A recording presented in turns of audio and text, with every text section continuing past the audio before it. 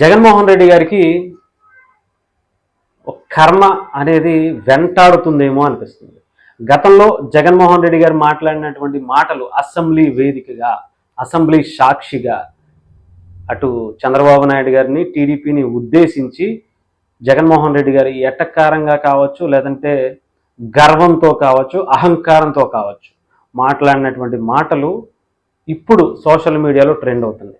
గతంలో టీడీపీకి ఉన్నటువంటి ఎమ్మెల్యేలని నలుగురిని లాగేస్తే నీవేమన్నా పెద్ద విషయం అనుకున్నావేంటి, నవ్వుతున్నావేంటి, చంద్రబాబు నీ సంగతి ఏంటో తెలుసా, నేను జస్ట్ ఇలా అంటే రెడీగా ఉన్నారు మీ దాంట్లో ఉన్న ఎమ్మెల్యేలు నా దగ్గరికి రావడానికి, నీకు ఆ ప్రతిపక్ష పాత్ర కూడా పోతుంది, 18 మందికి తగ్గారు అంటే నీ ప్రతిపక్ష పాత్ర పోయినట్టే, చూసుకో, నువ్వేమన్నా అనుకుంటున్నావు నా గురించి, మొత్తం తీసి అవతల పాడేస్తా అని చెప్పి ఆయన మాట్లాడితే, తిరిగి కట్ చేసి చూస్తే నిన్న జగన్మోహన్ రెడ్డి గారు లేదంటే వైఎస్ఆర్సీపీ నాయకులు మాకు ప్రతిపక్ష పాత్ర కావాలి, మేము అసెంబ్లీలో మాట్లాడాలి అంటే మాకు ఇది ఉండాలి, మాకు 11 మందే సభ్యులు ఉన్నారు అని చెప్పుకునే పరిస్థితికి కర్మ అనేది తీసుకొచ్చి పడేసి, ఎవరిని ఎప్పుడు ఎలా ఆ కర్మ తిప్పి దానికి అనుసంధానం చేస్తూ తీసుకొస్తుందో ఎగ్జాంపుల్గా చూడాలంటే జగన్మోహన్ రెడ్డి గారిని, వైఎస్ఆర్సీపీ పార్టీ నాయకులను చూస్తే అర్థమైపోతుంది. అంటే దేన్ని ఎప్పుడు ఎలా చేయాలో దేవుడికి బాగా తెలుసు అనేది చాలా క్లియర్ కట్గా జగన్మోహన్ రెడ్డి గారి విషయంలో అర్థమైపోయింది. 5 ఏళ్ల పాటు ఒక అహంకారపూరితమైనటువంటి విధానాలతో ఆంధ్రప్రదేశ్ ప్రజలని తిప్పలు పెట్టి ఎన్నో జీవితాలను నాశనం చేసేసి మద్యం ద్వారా కావచ్చు, ఆయన చేస్తున్నటువంటి అవినీతి అక్రమాల ద్వారా కావచ్చు మనం చూసుకుంటూ వచ్చు.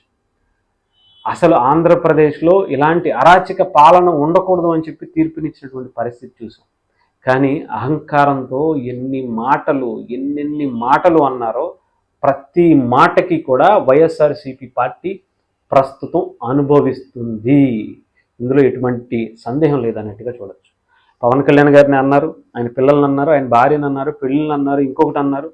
కట్ చేసి చూస్తే ఆయనకు ఉన్నటువంటి ఫ్యామిలీ ఇష్యూస్, లేదంటే ఆయన పార్టీ నాయకులకు ఉన్నటువంటి ఫ్యామిలీ ఇష్యూస్, ఆ పార్టీలో నేటివ్లుగా ఉన్నటువంటి నెంబర్ 1 నెంబర్ 2లుగా ఉన్నటువంటి వాళ్ళ బయట సంబంధించినటువంటి బయట ప్రపంచానికి తెలియనటువంటి ఇల్లీగల్ అఫైర్స్ అన్నీ కూడా బయటకు వస్తున్నటువంటి పరిస్థితి చూసాం.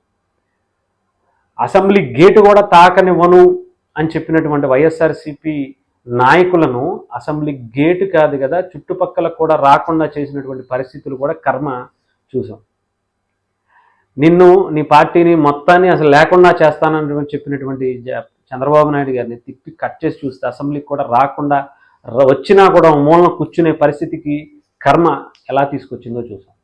అంటే ఒకటి కాదు ఎగ్జాంపుల్, జగన్మోహన్ రెడ్డి గారు వైఎస్ఆర్సీపీ పార్టీ అహంకారంతో మాట్లాడినటువంటి ప్రతి దానికి కర్మ సమాధానం ఇస్తుంది అనటంలో ఎటువంటి సందేహం లేదేమో అనిపిస్తుంది. ఆ వీడియో కూడా మీరు పక్కన చూడొచ్చు.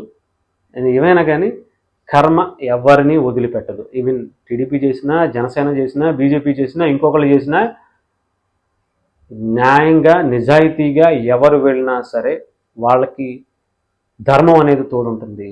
ఇష్టం వచ్చినట్టు ఏది చేసేస్తే, ఏది మాట్లాడితే అది జరుగుతుంది పార్టీయే, ఆ పార్టీలో ఉన్నటువంటి నాయకులే నిదర్శనంగా చూడొచ్చు. బొచ్చు పీకుతావా, ఇది పీకుతావా అంటే అన్నీ పీకేసుకున్నా నా ఉద్యోగమే పీకేశారని చెప్పినటువంటి పరిస్థితికి ఆ పార్టీ ఏదైతే బొచ్చు అనే నోట్ నుంచే నన్నే పీకేశారు అనే స్థాయికి తెచ్చుకున్నారో, అమ్మటి రాంబాబు గారు లాంటి వ్యక్తులు లేదా రోజా గారు లాంటి వ్యక్తులు ఇష్టం వచ్చినట్టు మాట్లాడినటువంటి మాటలకి సమాధానమే ఇప్పుడు వాళ్ళు ఉన్నటువంటి పరిస్థితి మనం చూడొచ్చు. కర్మ డెఫినెట్గా is a big return gift ఇస్తుందని చెప్పడానికి పర్ఫెక్ట్ ఎగ్జాంపుల్ వైఎస్ఆర్సీపీ అనుకోవచ్చు.